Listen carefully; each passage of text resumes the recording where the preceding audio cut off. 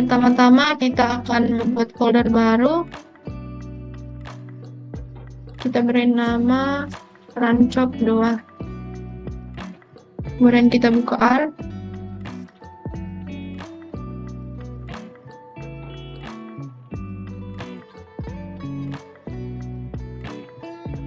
Kita buka file, new file, kemudian R notebook. Hapus. Kita simpan ke dalam folder yang telah kita buat tadi.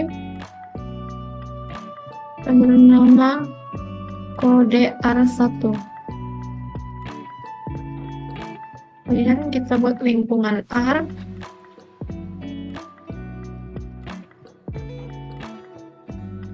Untuk mengecek apakah file tersimpan, kita buat list file.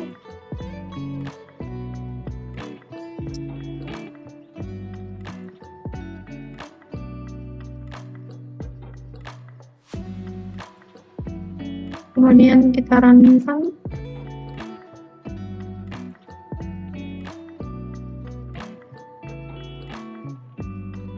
Kemudian kita akan mengecek paket R-nya. Kita buat lingkungan R. Nama library mcmr plus, kemudian library xs, kemudian library agricolae, kemudian library red xl, kemudian library debug 2, dan library dpl ya. Kemudian kita runkan.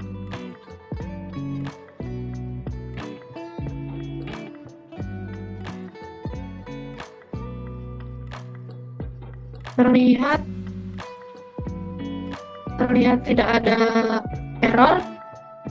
Warning di sini untuk menghimbau versi terbaru. Selanjutnya akan dijelaskan oleh teman saya. Oke, baik. Selanjutnya kita akan ketikkan pada lingkungan R-nya, yaitu dataku read underscore Excel sesuai dengan nama data yang sudah kita simpan, yaitu dataku.xl.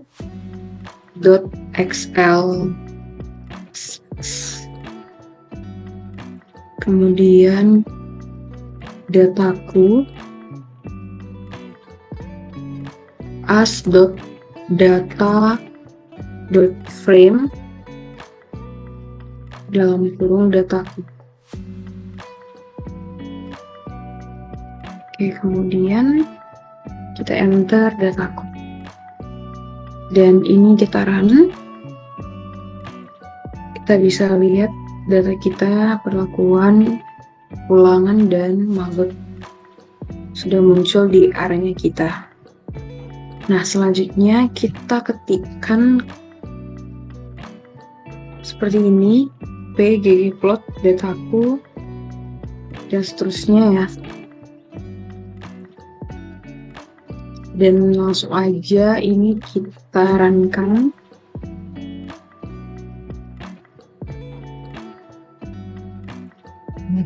Dan akan muncul grafik seperti ini.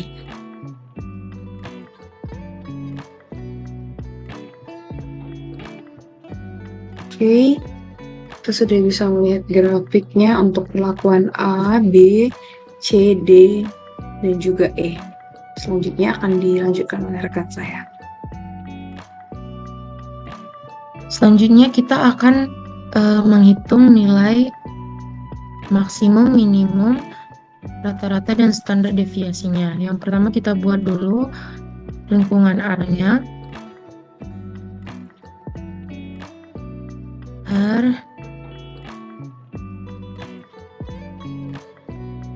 enter. grup karena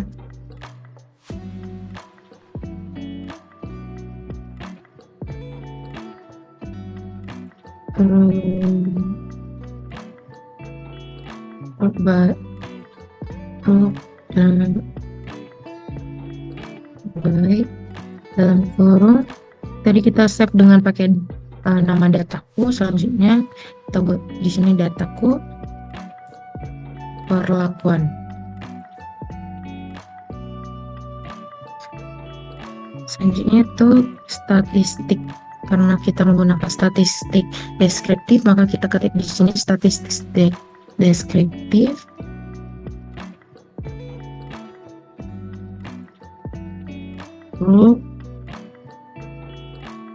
Persen lebih besar sama dengan lebih besar, untuk lebih besar summarize kurang kita taruh ke bawah. Baru yang pertama itu kita hitung nilai minimumnya. Minimum sama dengan min dalam kurung magot koma. Selanjutnya kita menghitung nilai maksimum sama dengan max dalam kurung magot. Selanjutnya kita akan menghitung nilai rata sama dengan meannya dalam kurung magot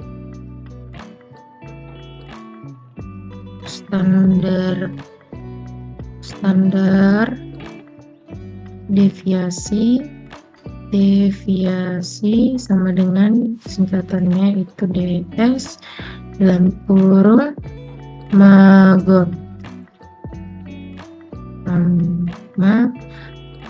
Tadi kita buat ini tutupnya.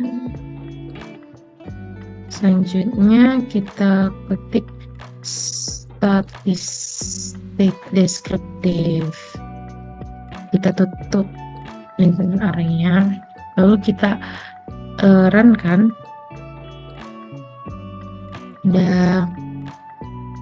Ada yang salah, ini balik tulisan grupnya grup. Oke, kita runkan kembali. Ada yang salah ini dengan maxnya magot ya.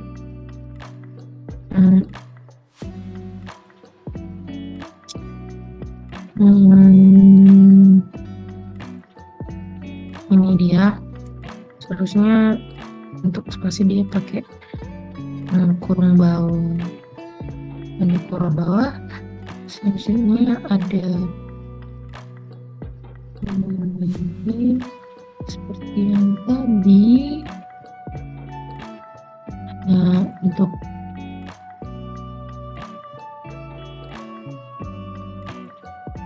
angkat surat DS. Ini seharusnya SD. Kita runkan kembali, muncullah tabel statistik deskriptifnya. Selanjutnya bisa kita dari tabel ini bisa kita buat menjadi grafik dengan cara pertama kita buat dulu lingkungan area, yaitu R.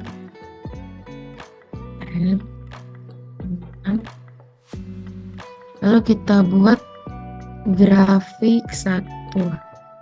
Karena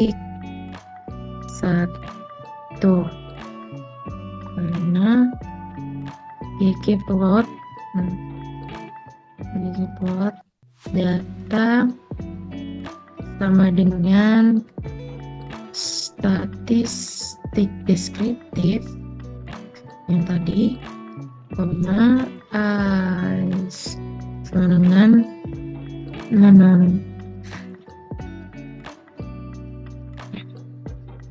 AS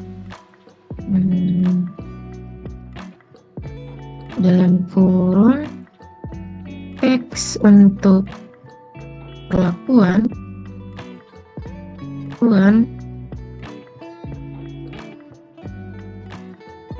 Y, nilai Y untuk rata-rata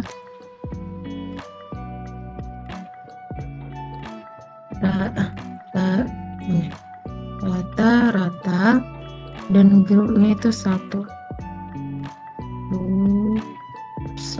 sama dengan 1. Spasi. Oke, kita tanda tambahkan, baru di bawahnya kita mau buat geom line untuk garisnya. Untuk garisnya kita buat warnanya color sama dengan kita buat warna merah, tambah. Selanjutnya kita buat untuk titiknya point, colornya kita buat warna biru, blue. Size-nya itu 1.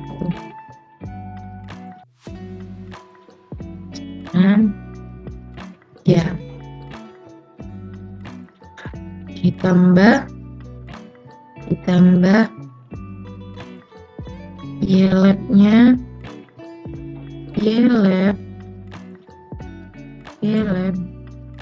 yaitu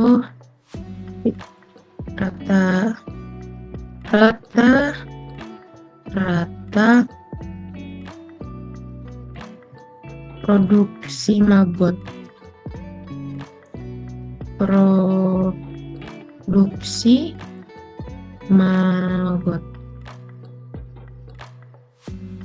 di bawahnya kita buat grafik 1.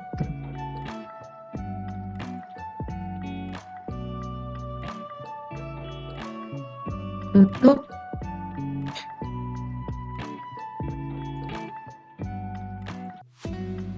Lalu kita runkan. Oke, muncul ada grafiknya muncul. Kesimpulannya itu dari hasil produksi maggot paling tinggi yaitu pada perlakuan C dengan rata-rata 761,25. Di grafik juga terlihat dia paling tinggi. Selanjutnya untuk rata-rata yang paling rendah itu yaitu di E dengan rata-rata 543,75. Di grafik juga terlihat. Selanjutnya akan diterangkan oleh teman saya. Terima kasih. Baiklah, di sini saya akan melanjutkan penjelasan pada tahap berikutnya.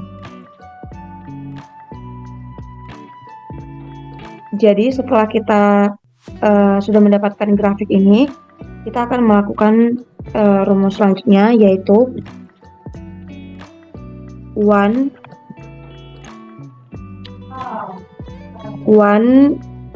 dot way spasi lebih kecil garis AOV dalam kurung maggot, kemudian spasi garis lengkung seperti ini, perlakuan, spasi data sama dengan dataku. Kemudian kita akan buat di bawahnya itu summary dalam kurung one way. Kemudian kita akan runkan apakah rumus yang kita buat ini sudah benar atau enggak. Nah, jika benar dia akan muncul seperti ini. Untuk step selanjutnya itu kita akan melakukan uji perbandingan berganda atau multiple compression test. Nah, untuk menentukan pasangan perlakuan mana saja yang berbeda nyata atau signifikan secara statistik, maka digunakan uji perbandingan berganda atau multiple comparison test. Nah, pada uji perbandingan berganda ini, kita dapat menggunakan berbagai uji. Yang pertama itu ada uji 2K HSD atau Honestly Significance Difference, kemudian ada uji Bonferroni, kemudian ada uji LSD atau Least Square Difference, dan ada uji jarak Duncan atau Duncan Multiple Range Test, dan sebagainya. Nah, pada contoh latihan kita ini, kita akan menggunakan uji LSD, di mana itu rumusnya kita buat print dalam kurung LSD dot test dalam kurung 1.w, koma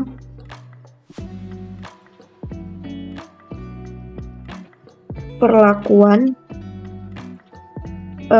tanda petik dulu, perlakuan print LSD test 1.w perlakuan,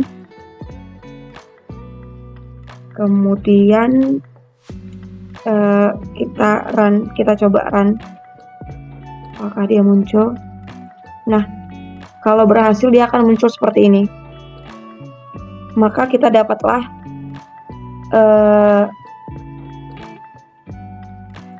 LSD-nya dari Mangot Groups-nya.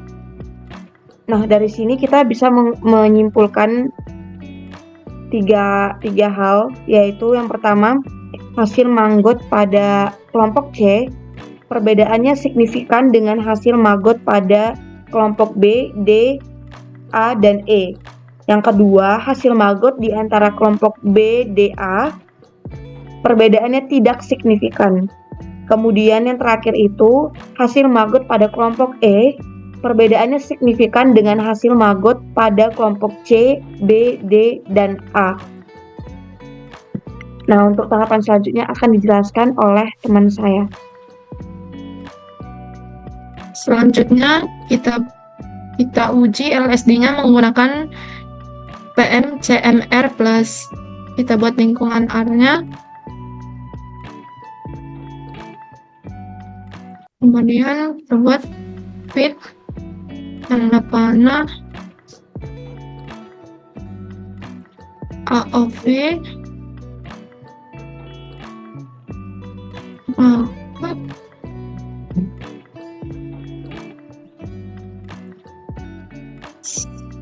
fit faktor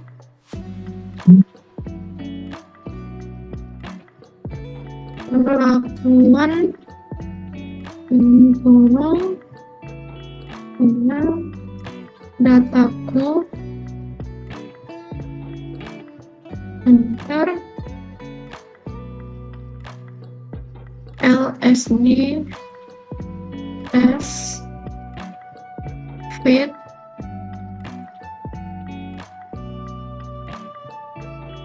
kemudian kita runkan.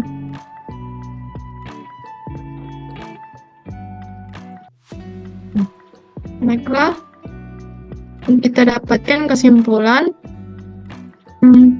Yang pertama, tidak terdapat perbedaan hasil Mangot yang signifikan antara A dan B dengan probabilitas atau p-value 0,0555 lebih besar daripada 0,05 atau tingkat signifikasinya 5%. Yang kedua, terdapat perbedaan hasil Mangot yang signifikan antara A dan C dengan probabilitas atau A dan C dengan probabilitas p-value 0,00000057 yang lebih kecil dari 0,5 dengan tingkat signifikansi 5%. Yang ketiga, tidak terdapat perbedaan hasil Mangot yang signifikan antara A dan D dengan probabilitas atau p-value 0,0644 lebih besar dari 0,005. Yang keempat, terdapat perbedaan hasil maggot yang signifikan antara A dan E dengan probabilitas atau p-value 0,0012 lebih kecil dari 0,05 dengan tingkat signifikansi 5%. Yang kelima, terdapat perbedaan hasil maggot yang signifikan antara B dan C dengan probabilitas atau p-value 0,000011 dengan lebih kecil dari 0,05 dengan tingkat signifikansi 5% dan begitu juga dengan seterusnya.